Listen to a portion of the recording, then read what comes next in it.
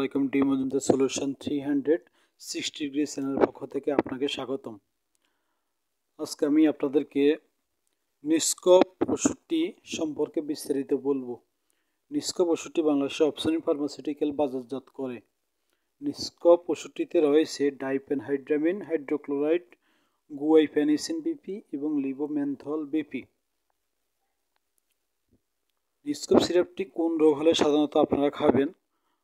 সাধারণত এটি একটি অ্যান্টিহিস্টামিন জাতীয় ওষুধ, যা আমাদের নাক ও বুকের শুকনো কফ দূর করতে সহযোগিতা করে এবং যাদের কাশতে কাশতে ঘুম হয় না তারাও খেতে পারবে। এবং এটার সাথে লিবোমেন্থল থাকার কারণে নাকের কনজেশন বা সর্দিও সেটাও দূর হয়। খাওয়ার নিয়ম সাধারণত 12 বছর বা তার বেশি বয়সের রোগীরা খেতে পারবে। সাধারণত 2 চামচ করে দিনে 4 বার খেতে হবে। গর্ভাবস্থায় এই ওষুধটি খাওয়া যাবে না।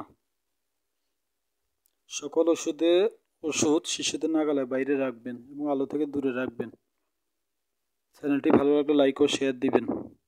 ধন্যবাদ। আসসালামু আলাইকুম।